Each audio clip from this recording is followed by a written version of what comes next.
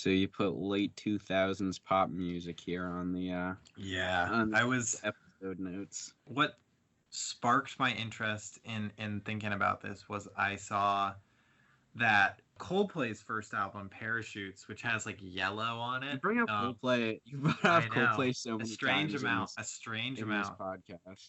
But I saw that their first album turned 20, and that made me feel like really old. I guess I don't really remember the first album coming out, but I still feel like I remember like liking Coldplay at one point, peaking with kind of like Viva La Vida when I feel like everybody liked Coldplay, or at least they were like hugely popular.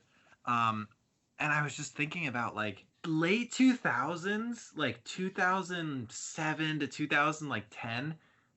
The pop music then was so bad. It was so bad. And I get really annoyed when people... I thought you were like gearing up for a real endearing statement about man, the late 2000s pop music, that's when it all started. Oh no, it's so bad. And I think what annoys me is people talk about it, people are starting to talk about it nostalgically and like endearingly, and they're like, oh, remember like Katy Perry? And like, I saw this tweet, there's this really funny person I follow on Twitter called Jabuki that's kind of like a memester, but they tweeted, they were like, 2009 is the most iconic year of pop singles in the 21st century. Kiss Me Through the Phone, Obsessed, Single Ladies, Day and Night, Paparazzi, Heartless, Live Your Life, Use Somebody, She-Wolf, Viva La Vida, I Kissed a Girl, Birthday Sex, Party in the USA, and Nicki's verse on Bedrock. And I don't look back at that with fondness in any way. I get pure cringe. Even as a diehard Coldplay fan, you're not proud to see Viva La Vida standing there proud? No. I get annoyed when people are like, oh, like pop music used to be so good. That's not true at all. I think while there's always going to be like really annoying, just like pure cash grab pop artists, like Tekashi 6ix9ine as one comes to mind, I think that the reality of like right now is that more actually artistically credible artists are popular than ever before. I think when we were kids, I really do think that like pop music's wild right now. Absolutely weird. Like 100 gex or whatever. Oh my god, that shit is fucking annoying. But I don't know. I don't get it. I think about what was popular when we were like, I guess it was like middle school. Everything was like loud and sharp and like electronic, like EDM influence, but with like a rap verse. like party rock, like LMFAO and like shit like that. LMFAO, dude. So bad. You don't look back at that, bad. Dude. You don't want to party rock. Oh my god, I just party rock to be in the house tonight. It really pains me to like try to be ironic and try to be like, yeah, like I'll listen to this shit, but I just feel like the only people that like, I don't know, I feel like all the people who like really fell in love with that stuff just like listen to like dubstep and EDM now, and I just don't understand. I don't understand either of those genres. I saw another tweet that reminded me that somebody was like, if you could sacrifice one music genre to stop COVID-19, what would it be and why would it be country? And I was like, no, false. Like, yeah, there's a lot of really terrible country music. There's also a lot of really good country music that redeems it. There is no good EDM. None. Focus.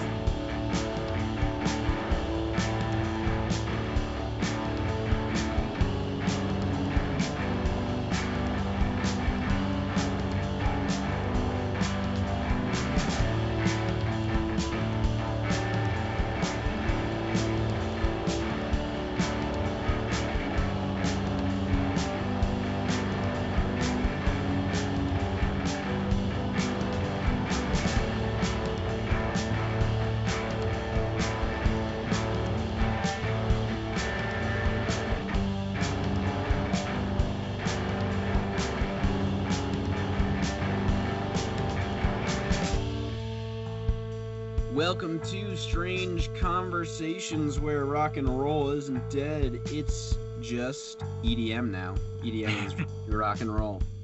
It died with Coldplay. I'm Austin Kenny.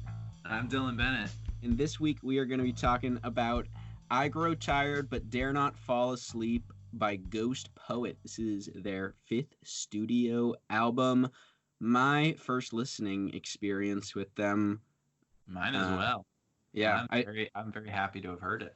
Oh yeah, I heard them on KEXP when I'm at work. I just kind of put KEXP on in the background sometimes. That or WFMU, kind of switch between the two. Putting on the radio at work is nice. Sometimes picking music all the time can it can be tiring. It's emotional labor. I feel like it also probably is slightly distracting from work. Yeah, I find that at work we have Pandora, and I probably spend 10% of company time. We know the tales. Just making Pandora stations. That's how I found Ghostpoet was on KEXP. Just caught my ear. I had a pretty top to bottom great listening experience. 10 songs, 45 minutes, like pretty nice solid listening session top to bottom.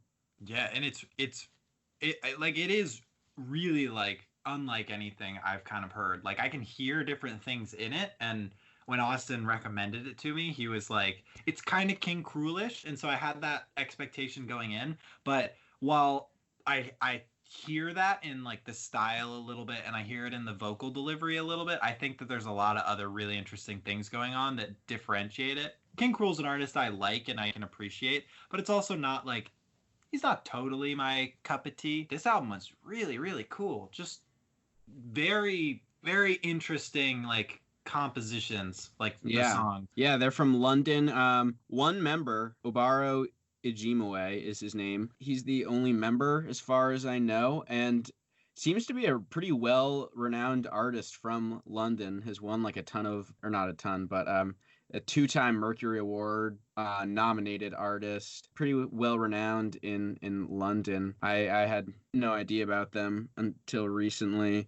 On the label Play It Again Sam. Been on a few other labels before that. I don't know if you saw the list of artists. I don't know any of them. Yeah, I know Keaton Henson. That was the one on Play It Again Sam I knew. He's just kind of like some really sad guitar music. I think this album, what it does is it uses space really well. Yeah. In the sense where it's really simple, but it is also very complex at the same time. Like there is not a lot going on in one moment, but a lot happens within every moment of a song. But each of those moments is very focused with its sound. Yeah, and I was literally listening to this album and I was thinking in the back of my head, it's not really like post-punk, but I was totally getting like it has a really clear, I think, like Joy Division influence in like the production style, in like what you're talking about with it's very spacious, it's very open,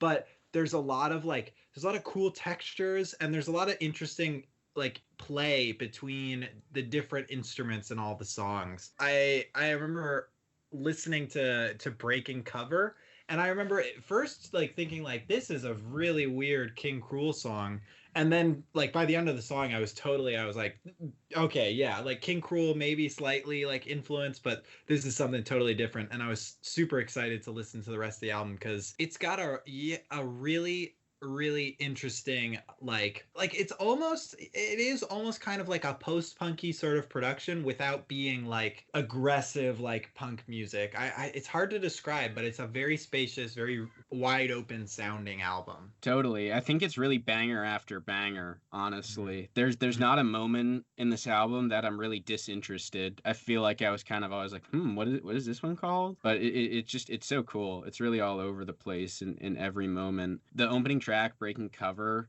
definitely a good one. My other favorite too is Rats in a Sack. Yeah, love that song. That song just had like some heavy hitting moments, like some orchestral, like the drums. There was like some cello or some violin action going on in there. That was just real tight. Yeah, I loved across I think especially the back half. I thought the back half, usually albums I think suffer from having a really front loaded, and then I think they often peter off in the back half. Like we've had a lot of albums that we've reviewed that are like that are still strong albums, but the back half of this album I thought was waste. Like it was just the whole Yeah, album was like a build. I agree.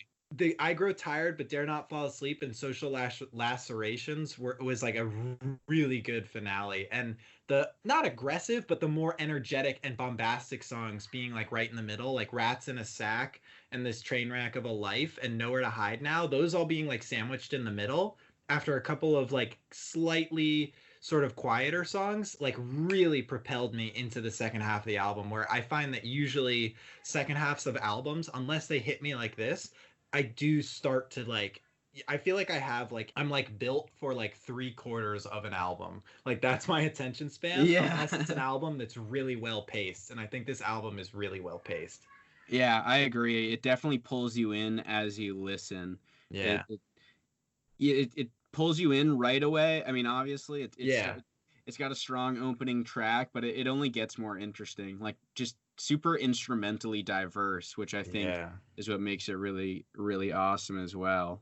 The use of the strings is really cool. Like there's a lot of like strings and orchestra, but they're not used in like a kind of a normal just like they kind of make the floating textures and like nice harmonies. Like they're used in sort of like a lot of them are kind of scratchy and like they kind of almost create like chords. Like it almost feels like someone is playing like stringed instruments in the way somebody would play like an electric guitar. Like it's more aggressive and it's more of like an attack instead of like kind of something floaty and light. And it's really cool. It adds to sort of the very interesting like play of these layers on the songs. I agree. I think he also uses silence really well in these songs at the same time as using all that space to move around from instrument to instrument. Moments of no sound that like emphasize that next instrument that comes in because it feels like it's just constantly changing song through song with I don't even know like what his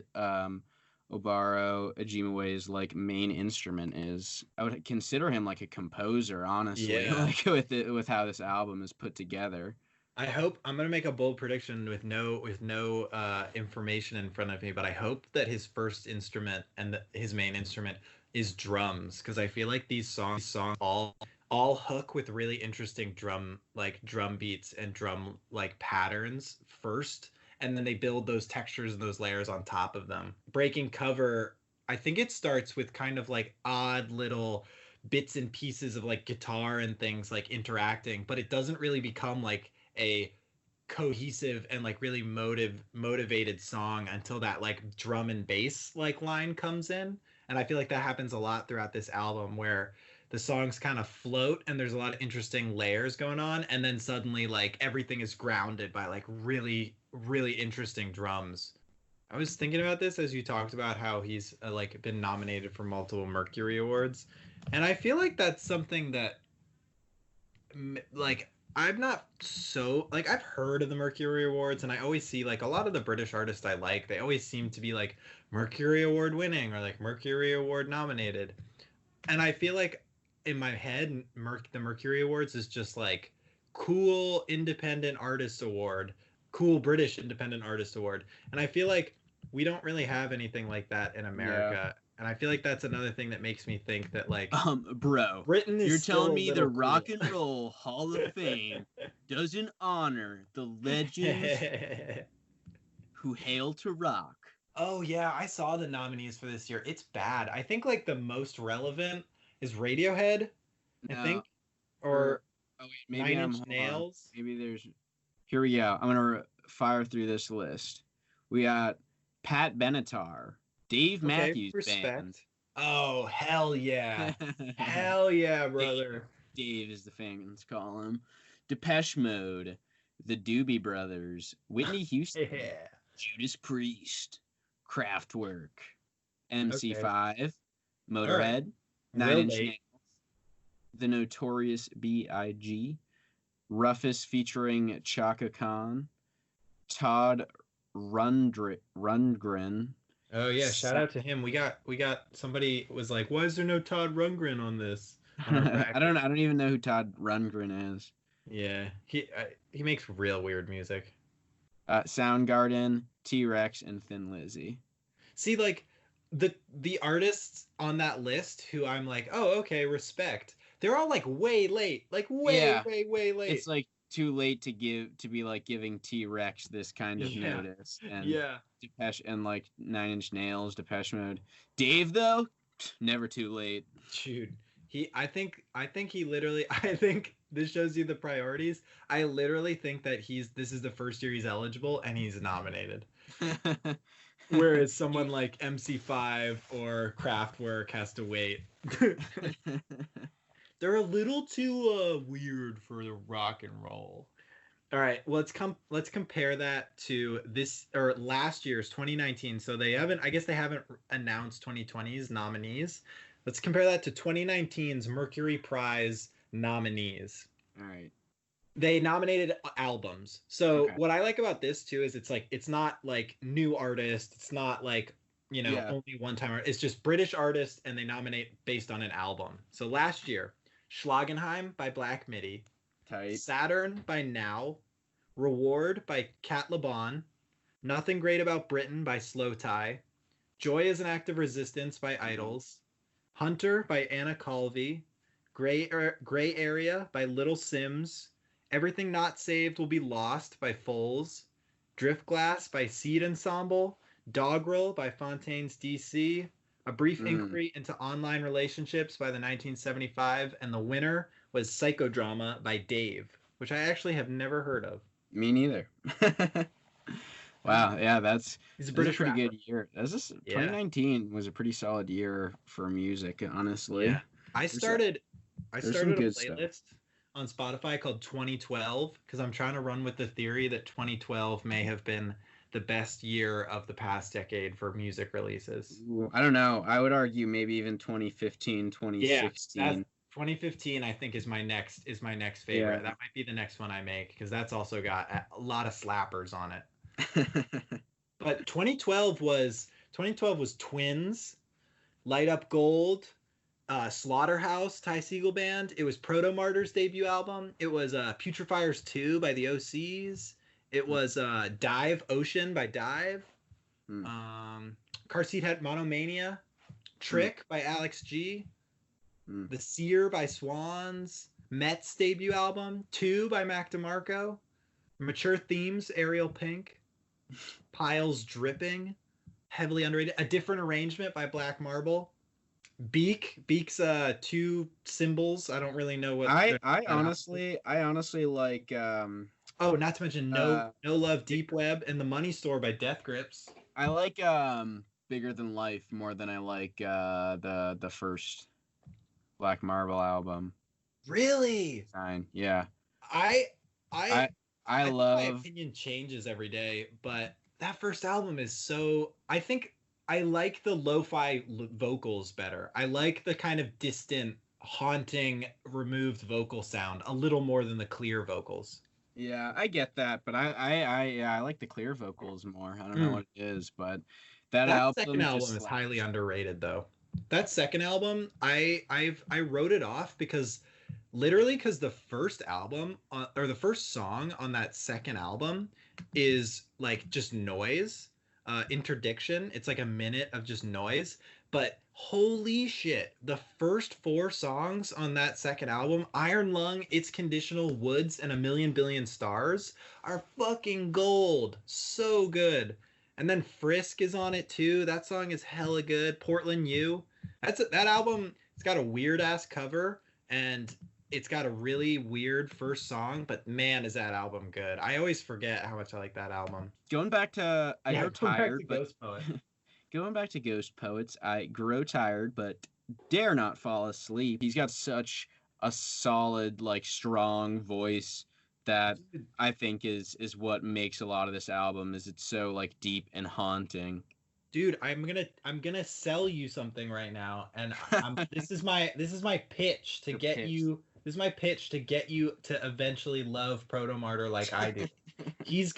I love his vocals because he's got that sort of deep, like slightly sung, but also kind of spoken, like deep baritone lyrical kind of rhythm that's like very similar to like Ian Curtis. Like it's this sort of sense that like it's singing coming from like a deep voice that's like more talking the lyrics first and then slowly stretching things and finding a melody. And it's like instead of just like belting, it's like this weird sort of like halfway between talking and singing that's like so cool.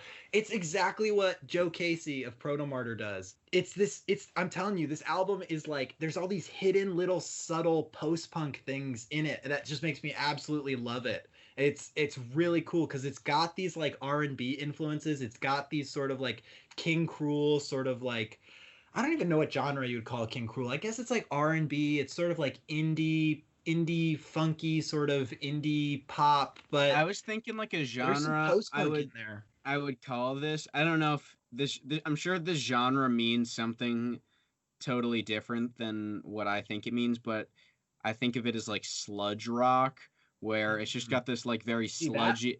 I don't know if that's Yeah. an act. I'm sure it's I think of that probably as a like really that's like the weird thing. Melvins. Yeah, Is that's like that? Yeah. heavy.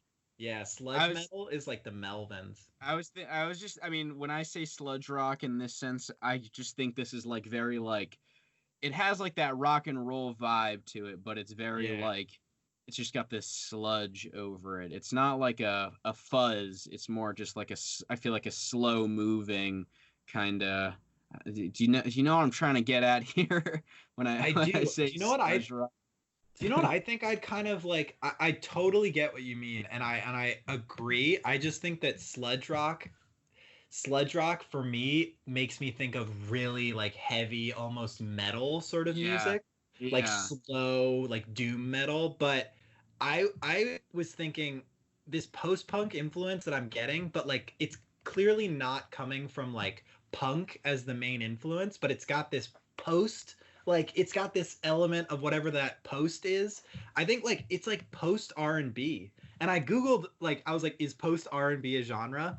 And it actually like this thing says post R&B phenomenon started around 2011 when a mysterious artist from Toronto called The Weeknd released a free mixtape called House of Balloons. Well, I don't think this sounds anything like The Weeknd. I do think it sounds like what they describe post R&B as, and they say the genre features electronic flourishes, hints of dub and techno, a druggy atmosphere, and I think also like if I folded into that production approaches and like similar to not R&B music, like it's not crystal clear produced. It's more like hazy and atmospheric, Mm-hmm. and it's got elements of other genres folded into it. It's got elements of post punk. It's got elements of indie rock. It's got elements of like dub, like they said. It's got this really cool.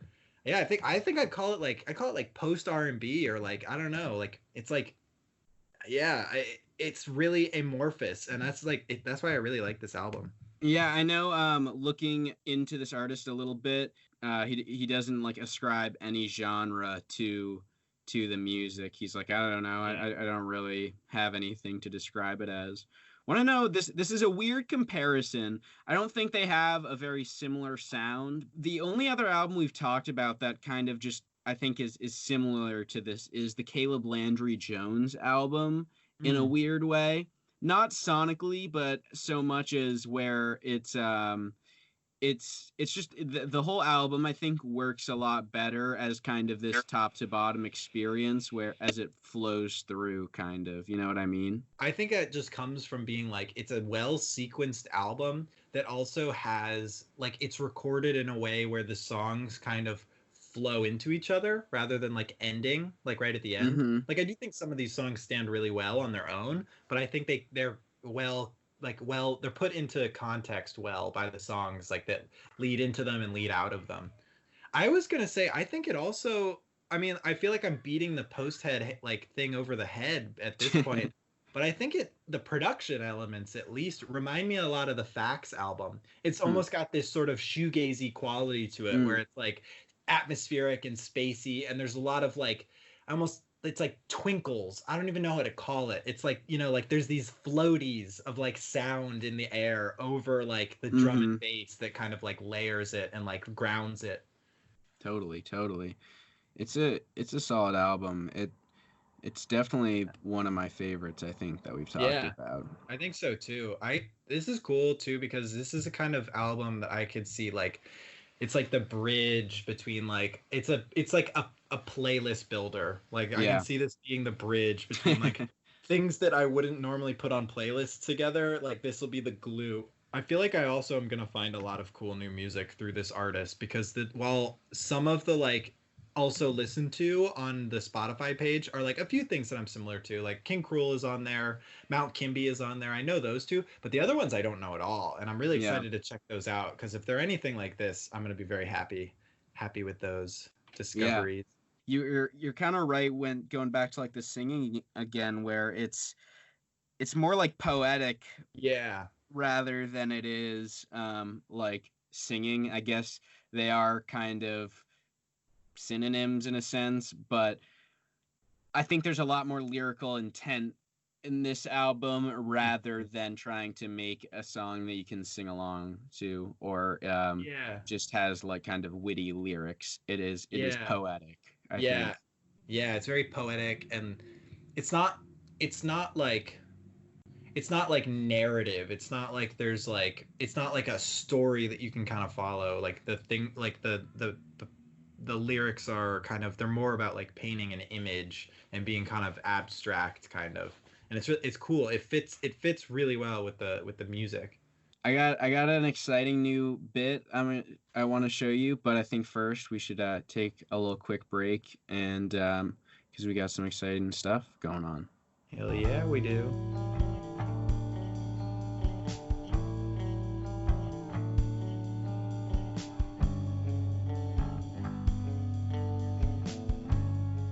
Got the old second bracket, the second official Strange Conversations bracket's going to be launching, I suppose, today, considering we're Today. recording this on Tuesday, but this will be out on Thursday. Yeah. Today, head over to our Instagram and check out the Alternative Foundations bracket. We're doing another determining bracket for classics number 4 for our episode 20, and we're looking at artists from 1967 to 1977 that we feel really laid down the foundations for like what would be alternative music that we love now. We're really excited. People are already sending in their predictions. So if you go over to our Instagram at strange.convo.pod, there is a blank or not a blank, but a bracket that you can fill in to the winner. We have the bands all filled in. I'm not going to read them all off because there's a lot of them. But people have been sending their predictions of who they think the winner is going to be. So everyone's getting really excited. I think it's gonna be cool close. to see. Yeah, it's cool to see. Some of the responses we've gotten, I've been like, okay, yeah, sure. Yeah, it's wild. You have somebody had one that I really was like, let me find it. Oh, it was There was so someone who had the Modern Lovers beating the Velvet Underground. Yeah, and that blew my mind. Modern Lovers winning it all. I think they had it was like Modern Lovers versus I think it was like either The Fall or no, it was Modern Lovers versus Wire. And I was like, "Oh, okay, sure. Let's see it." But yeah, so go over to our Instagram again at strange.convo.pod. Check out the bracket. There's also a link in our bio that links to all the other stuff we got going on our website, our YouTube, where you can listen to our other podcast, The Strange Campaign. Dylan, I don't know if you want to talk about that. As of not today, but as of Tuesday. Today. But today that we're recording. Yeah. As of the past Tuesday, episode 3 is up on the YouTube, up on one of the platforms, up on all the platforms, all the places where you can find The Strange Conversation. Episode 3, first part of our second session. We're Dungeons and Dragonsing in the dungeon this time. Going real creepy crawly in the deep depths of the earth, and it's gonna be a good one. Setting up some exciting story development for the next few episodes. Tune in. Ain't no Dungeons and Dragons without a dungeon.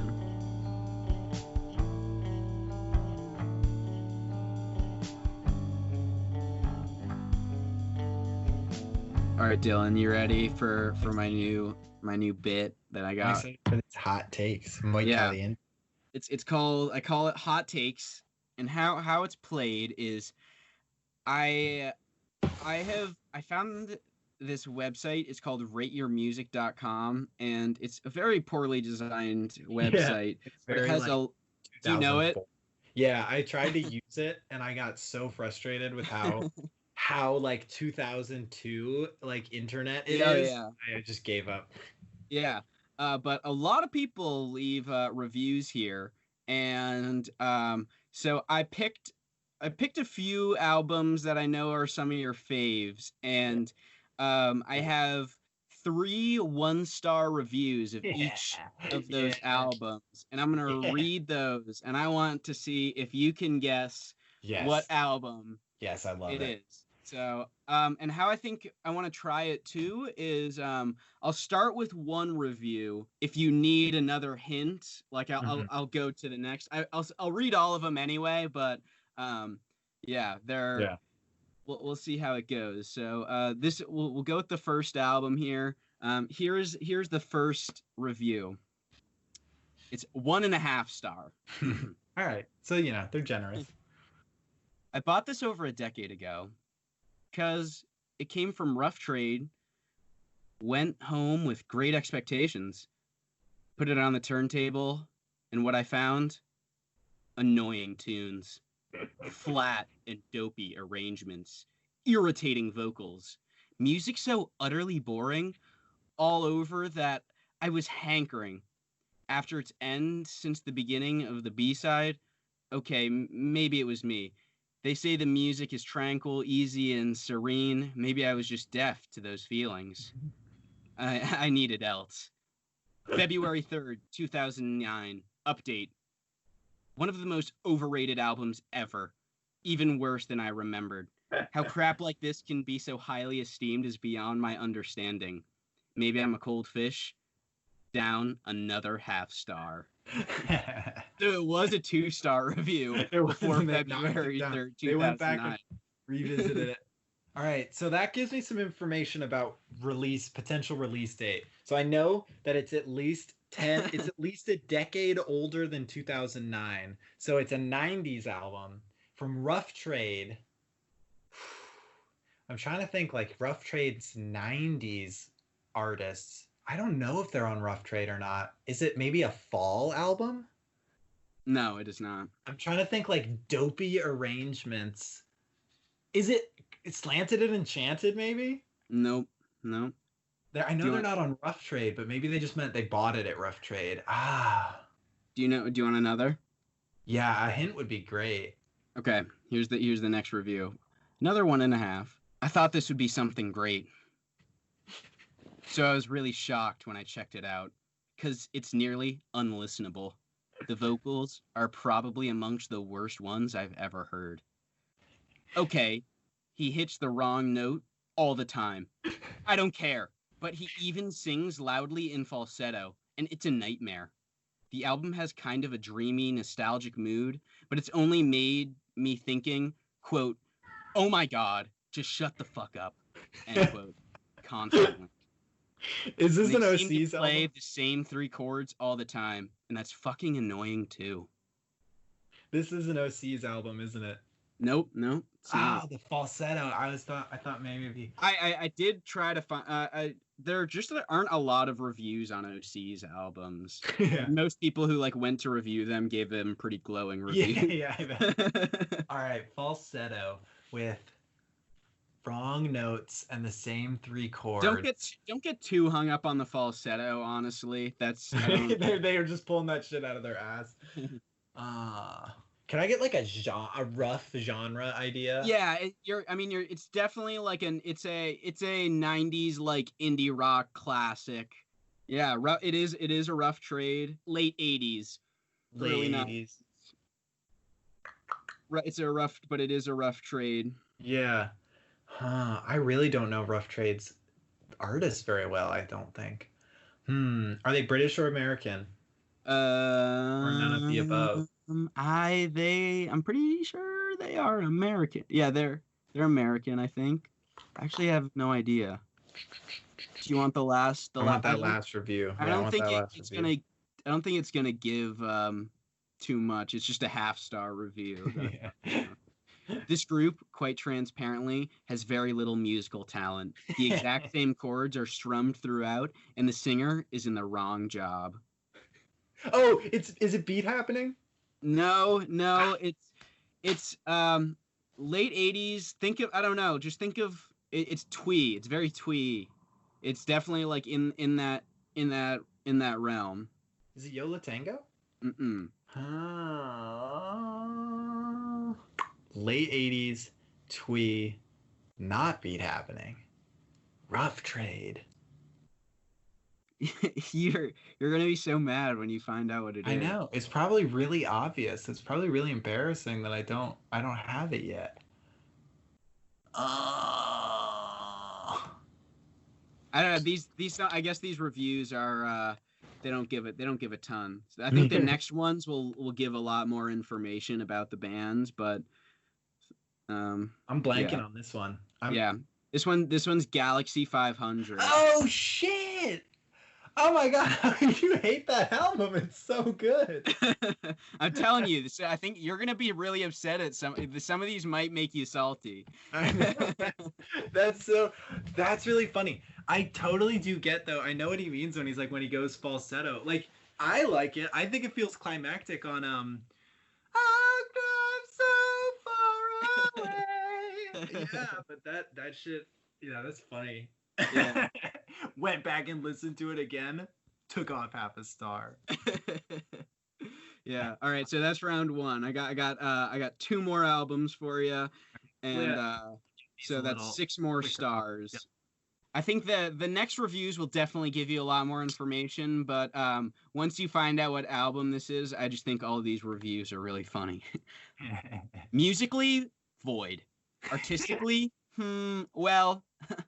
It sounds like guys trying as hard as they can to be, quote, contemporary, end quote. Rock is dead. This is proof. Half a star. Musically void. I don't know. I feel like I hear that and I think like Death Grips or like trying to be contemporary. I don't know. I feel like this is gonna be an artist who's like maybe a little bit like a little odd, a little avant-garde. But here, I'm about to give you a time frame with this next one. Right. I remember every nerd, geek, and otherwise disenfranchised loser raving about this one back in those terrible days of the late 70s when the music really died. Total shite. It's Joy Division, isn't it? No, it's not. Oh shit. Is it The Fall? Nope. Damn. Talking Heads. Yep. Yeah. Does it remain in light? No, it is 77. Musically void. All right, here's the last 1-star review. Sounds like pub rock to me, and supposed to be brisk rock with elements from here and there. Far too dumb and pop punk, even though there's funny, energetic, and delicate moments. But at this point, Adrian Belew sounds like Platic metal. Is this Idols? No, that was just the last. That was still for the Talking Heads. I've heard people shit on Idols by saying like this is literally like bro rock. Like what do they call it? A butt rock. They're like this is British Nickelback, and I think it's really funny because like there's a kernel of truth there, but I'll take it. I'll take it. All right, but here is the final round. There's some long ones in this one. People really gave some shit on this one. Half star. Cringe-inducing neoliberalism puppeting the corpse of punk. Derivative music with horrible earth-destroying, environment-destroying, unstable ideology contrived for the benefit of the ultra-wealthy plastered over it. Islam didn't eat my hamster, but it did have slavery legalized in the 1960s. Parentheses, it's still widespread in the Sahara and the Persian Gulf today. Technically it's illegal, but this has not been enforced, end parentheses. While continuing to oppress women, kill gays, and generally keep society stuck in the dark ages. The sound of aggressive sheer stupidity distilled. Half a star. Oh, I have a feeling that this is not only someone who like doesn't get a really good album, but this person sounds like they're probably really racist too. Their username is thick with 4 C's. So they brought up Islam, so that makes me think that it's either like a specifically like Islamic influenced artist like Mdu Mokhtar, or it's an artist like a band fronted by an artist of Islamic descent like X-Ray Specs. Like I know Polystyrene is I think part Somali. Another half-star review. Overrated entry-level post-punk. Polished entry-level art school post-punk that will sound like total revelation to people who've never heard The Fall, The Homosexuals, Television Personalities, The Swell Maps, or The Mekons. Did I say that right? The Mekons. The Mekons. The Mekons. The clean production and focus on, quote, rockin' will really sell this to the masses. And like many entry-level bands, it's shadow and sterile compared to the bands they draw from. Think what Interpol did for Joy Division and more generic post-punk. These guys are doing for the more off-kilter bands, as in watering down and reselling them to people who grew up listening only to mainstream music. Is this That's Parquet fine Courts? and harmless. No, but it's nearly but this is nearly a 4.0 album. Nowhere near. Never. This is Idols? Yeah, it is. Yeah. Yeah. There's more to this review. I'm not done reading it. Oh, God. Something particularly offensive to me is that I suspect that half the appeal of this album is its watered down and over obvious liberal politics, which are palatable to the professional class. Quote, this snowflake is an avalanche. Quote, I kissed a boy and I liked it. This is Tumblr's politics masquerading under the guise of music that was truly challenging and never so cringe-inducing. This is rot liberalism trying to pass itself off as radical. All right, and I haven't even... These people are so butthurt.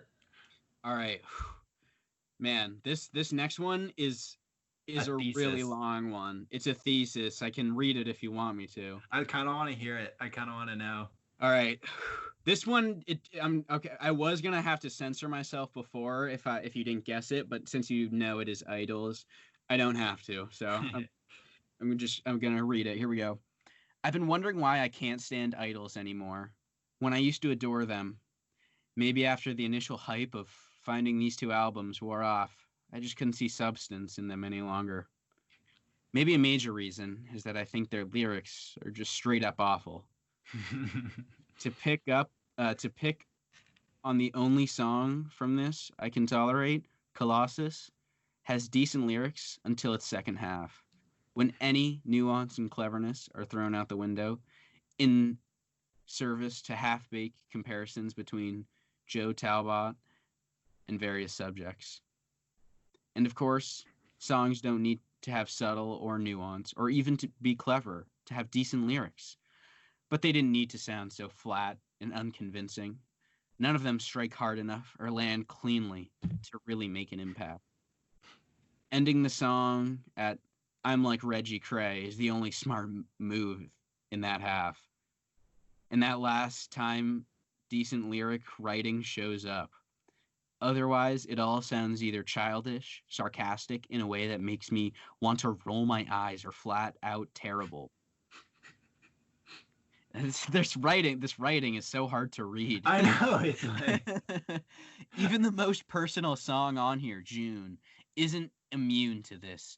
It's very heartbreaking to know what Joe went through that inspired him to wrote the song, but an emotional impact the song may have had gets eliminated immediately when the chorus hits and, quote, baby shoes for sale never worn gets chanted. Speaking of Joe, I firmly believe this is a whole new paragraph starting with, speaking of Joe, I firmly believe his vocal style and delivery is not pleasant to listen to, not confrontational enough to work in delivering the confrontational message he wants to expose throughout, and only and only actuates and highlights the awful lyrics throughout. He never sounds that comfortable when he sings or yells. It's it always feels either a little too flat to convey the right tone or too over the top in delivery to take anything he sings out to take anything he sings about seriously. Sure, his style works for enough people that I'm an anomaly to this. But how can I take lines like this snowflakes and avalanche with any sort of serious when he half drones it off like someone reading a manual? Colossus is the exception to this again because even in its subdued first half, he can carry it through, sort of. And when it kicks off, he at least delivers the line with some sort of force, but it doesn't hold up anywhere else. He truly has one of my least favorite and most obnoxious voices in all of rock. And there's some awful vocal styles I can put up with and find endearing. I could ignore at least some of this music if some of this music could back it up.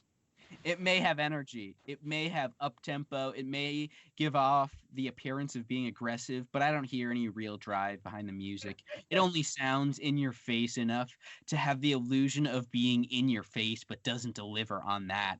Songs can explode, but only because it feels like they need to, rather than naturally climaxing, and they're fast, but lack punch or drive. It's the most competent part of Idols, to be sure, and there's an occasional riff or rhythm section I have a hard time writing off, but it hardly ever feels genuine. They're as close to plodding along as upbeat music can come to plodding along. These criticisms generally apply to all Idols songs, but this album seems to be their nadir for me, which is unfortunate. They're still going? Yes, it's still going. I wish I could see again what others see in them. Not to mention, these lyrics nearly wholly suck. Quote, I scored a win. Bada, bada bing. I'm the king. End quote. Fuck off. End scene. Damn. Well, I got lost in that character for I a know minute. you were really getting into the delivery of those lines. I think that I honestly I like. There's a part of me that like I'll say I understand where they're coming from. Like I partly even concede some of those points to them, but these are the motherfuckers that forget that music is also supposed to be fucking fun. Like they just want like it's like they're fucking losers. Like It's not it's not a classic album that's gonna be on a tie-dye t-shirt. It's not sick. Yeah, it's like they want everything to be like an intellectual, like academic paper worthy, like capital A art. It's like, dude, it's like fun anthemic punk music to just like yell out loud and mosh to, and it's got like a positive, inclusive message. It's like, get fucked. Like, do you want everything to be like Marky Smith dropping the N bomb, like to be edgy? Like, okay. Yeah. Fucking loser. So concludes my new bit, hot takes. I like it. I like it a lot. I'm gonna gather some for the next episode. We'll see what people think of some of your faves. Ooh, all I'll right. find some that hurt. Yeah. I know. It was harder than I thought for some. Remain in Light really some of the bad reviews were just like they weren't enough to go off of. But Remain in Light was one that really that had no bad reviews at all. I could give it a bad review right now. I'd say it's a 2/3 amazing and then 2 boring ass songs to end it. Yeah, no, that's generally what the worst reviews would be. Yeah. Which you know, it wasn't too much of a hot take.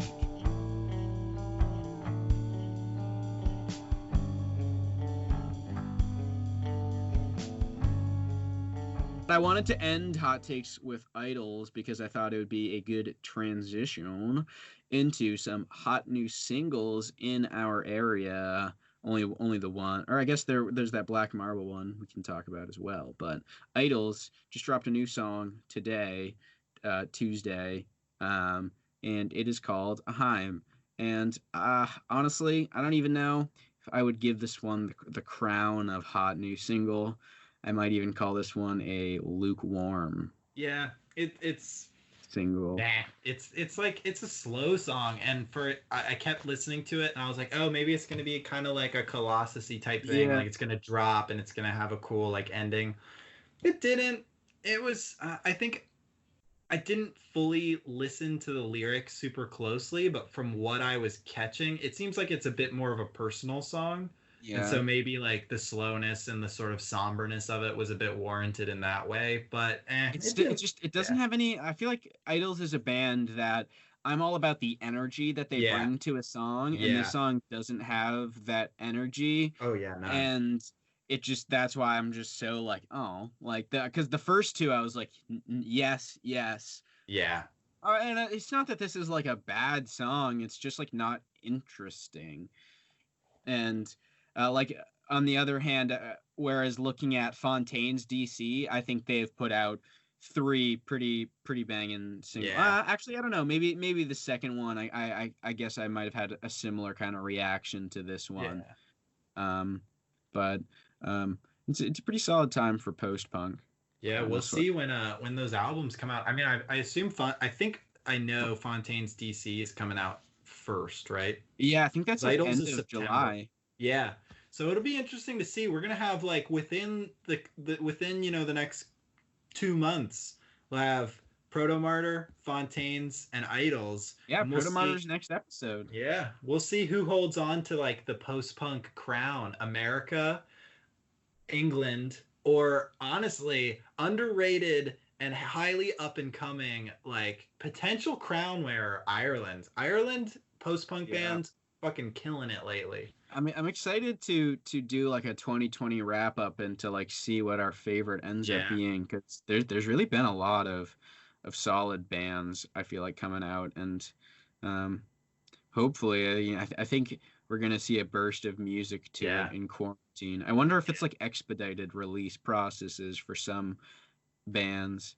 I I don't- hope so. It I- feels like, at least with Idols and Fontaine's, like they were announced with like release dates pretty quickly, and it's like they just came out with their other albums pretty recent, or they like just came out with both of their albums. They're both Yeah. on that 2019 list for Mercury, Yeah. and they'll probably be on the 2020 list too, at the rate Yeah. of these singles. Yeah. I saw I got excited because I saw that Jeff Barlow, who is the main singer and songwriter of Beak, and also before Beak, probably even maybe more well known as the main multi-instrumentalist of Portishead. But when Portishead broke up, then started Beak. He posted an Instagram or Twitter or something, Instagram or something, but showing him back in the studio, and like he was like wearing a mask, and he was like back at work.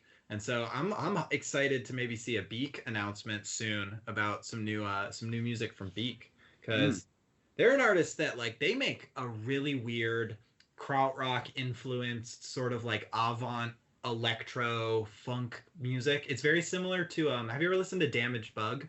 Yes, John I have. Dwight. Yeah, very Yeah. similar to Damaged Bug. Cool. Very groove oriented, but really cool. Really, really cool. That's another single I haven't listened to. That John Dwyer project. There's another song. Oh, that they another one? released. That first Yeah. track was sick. That first track was so cool. I I haven't even listened to that yet either. But yeah, they released another one too. Bent Arcana, right? Yeah. That first track got me really excited. I think I'm pretty sure it's gonna be just an instrumental, like literally like a jazz funk fusion album, and I'm so ready for that. Because Cool. that first track was sick. It was really, really cool. It's a huge band. Like it had so many instruments, it's a like super group, horns, too. synths, guitar. It was sweet. Yeah. The other single too, Black Marble. I forget the name of it. It's a In Manchester. in Manchester. Yeah, it's a cover. He's just releasing a covers EP. I pre-ordered the vinyl because it was like $12. It's like a 12-inch, I think. And I was like, heck it, I'll do it. Heck it. Heck it, I'll do it. But yeah, I don't know. It's a fun little covers album from Black Marble. I'm in for it. Yeah. I mean, I got to check that out because did it say what did it give any peek of what the covers? Yeah, might be? yeah. I think full track list is available here. Oh, Let me see. I can pull it up. I don't think I recognized a lot of the singles. That should be another segment. We should do like a who should cover what and why. Why not? I was thinking would be a really good cover. It's funny you mentioned that. Today I was thinking Ty Segall could rip a cover of 9 to 5 by Dolly Parton. He just does covers really well though. I feel like there's does. not a lot that he couldn't handle gracefully. Yeah. He does. Yeah. But I don't know. That was just one today I was thinking about. I really want to hear. It's very similar, which might be like, it might make for a very similar cover. But like, I really want to hear OCs do a Can cover, like Hallelujah, or like even one of the slower ones, like a Spoon would be cool, or like Vitamin C. But yeah, I think they could do a really cool Rippin' Can cover. They have that that Velvet Underground cover album that's really cool. The tracks off of this are Johnny and Mary, Golden Age in Manchester, Emma's House. Oh, Emma's House. I know that. That's Field Mice. That'll be tight. I'm excited to hear that. And Poison Tree. Let's see. Okay, so Johnny and Mary, originally recorded by Robert Palmer. Golden Age, originally recorded by Lives of Angels. In Manchester, originally recorded by Wire. Emma's House, originally recorded by the Field Mice. Poison Tree, originally recorded by Grouper. Oh, cool. Oh, I have not heard that specific song, but Grouper is a really cool artist. Like, dark synth shoegaze, like sad dark synth shoegaze. Kind of like if Phoebe Bridgers did like shoegazy electronic sounding lo-fi stuff. Yeah, so that'll be a cool cover to hear. Yeah, I'm excited for it. I'm really excited for that Field Mice song. I love that track. That's like one of my favorite Twee songs. Do you know it? No. Oh, I'll have to check it out. Definitely check it out. I got a Twee playlist I could shoot your way. I started a Twee playlist that I haven't really updated in a while, but it was a very interesting what song was it? There was a song that specifically motivated me starting this playlist, and let me find it because I want to know what that exact song was because it's the first song in it. But the playlist is a Twee playlist for the end of the world, and that was kind of like, I don't know why, there was something strange and like poetic in my brain about like playing like soft, innocent songs to like the apocalypse. That's what Twee music is all about. Yeah, and I think the first song that like motivated it was where is this playlist? I hate that Spotify organizes your playlist by alphabetical order and not when you made them. The Winter Lady by Leonard Cohen, which isn't even a Twee song, but it's off songs of Leonard Cohen, which is like probably his most well-known album. It's with like his face on it, and it's like a black frame. It's got So Long Marianne on it. It's a really, really good album. But The Winter Lady is like this very sad, but very just kind of like very light Twee, like kind of proto Twee sounding song. And I was like, this sounds like it would be something that would play in like the end of like a very sad movie. And so I just started adding things that were like, what does like the end of Twee, end of the world sound like? I got some John Mouse on there. I've got some beat happening on there. Some Smiths, obviously. The Pastels. I don't think of John Mouse as Twee so much. See, I think of him as sort of like, he's got some songs that are kind of like electro Twee. Hey Moon It's a really good one. That's and not it's got, that's not a twee song it's though. kind of twee-ish. And Do you know he's that got, that's a cover? That's actually a yeah. cover. Yeah, he isn't the woman who sings on it, the original Yeah. artist. Yeah. Yeah. It's a great song. Yeah, it's not. I don't think of that as twee. I think I like don't know why, jangly. but I think of like the jangly guitars as like essential to twee. see, In I my, guess I think of I it as like innocence and like a like playfulness, and then I also just kind of think of like a lo-fi aesthetic. And so for like yeah. John Mouse, for me, he has very like, it's very lo-fi, it's very like bedroomy, and it's also like a lot of his music is just very earnest and like it's emotional in a kind of like vulnerable, like very naive way that reminds me a lot of like Beat Happening. Yeah, I guess when I think of twee, I just think of like Sarah Records mostly, and that Yeah, that's like yeah, my main definition. yeah, true. Like the Field Mice are Sarah Records band, True, so true. they're that. Oh yeah, here we go. Emma's House. I'll add that. That's some of the recommended songs. Add that to the old playlist. The Sea Yeah. Urchins. They're Oh, another. Yeah. I fucking love the Sea Urchins. They're one of my fave tweets. Christine. Oh yeah, that's a hot track. Yeah. I'll What add is that. it? There's one song. I think it's there's one song I know. I played it once before, and you liked it. Tallulah Gosh. I've heard of them too. They're also really good. Another Black Sarah Records Tambourine. band. Also heard of Black Tambourine. Yeah, all these are very, very, very twee. On that playlist for the Sea Urchins, put the song, what's it freaking called? Solace. The song Solace by Sea Urchins. And I've played it before, and I know you like it. All right. You know it. There's a lot of it's not really considered twee, but there's a lot of really cool New Zealand. I would consider them twee. They're kind of like a hybrid of like twee and new wave, but a lot of good New Zealand music. The Bats, the Clean, and Yeah. the Slugs, or no, what are they called? The Bats, the Clean, and there's one more, and I'm forgetting the name, but it's like another the something band. Australia has just a lot of good music right now. Yeah, They have a sick punk scene too. Yes, right they now. do. They have so The many good punk Chills. That's it. The Chills. The Bats, the Clean, and the Chills. Yeah. Highly influential on Jay Retard, apparently. Huh. Yeah. They're just Australia knows how to pump out the music. They're Kiwis though. Those three bands. They are right. Hobbit music. Hobbit music. No, that's New Zealand. Yeah, Kiwis. Are we talking Australia, right? Or who? Those three bands are from New Zealand. Oh. Sorry. But I guess to us Americans, it's all one and the same. It's all one and the same. Yeah. If it ain't Texas. It ain't Texas. It ain't America. All right, Dylan. Well, we made it. Well, almost to the end of this here episode. I Grow Tired But Dare Not Fall Asleep by Ghostpoet. You gonna listen to it again? Oh yeah. This I think honestly, if we had like reviewed this before our 2020 so far album or 2020 so far episode, this definitely would have made my list. I really enjoyed this album, and I am very excited to listen to Ghostpoet's earlier stuff and see what's different, maybe like which direction has changed, which direction like has been, a solid line through. And I could see it going.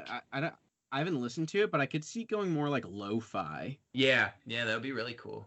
I don't know why, but I could seeing it going kind of like bedroom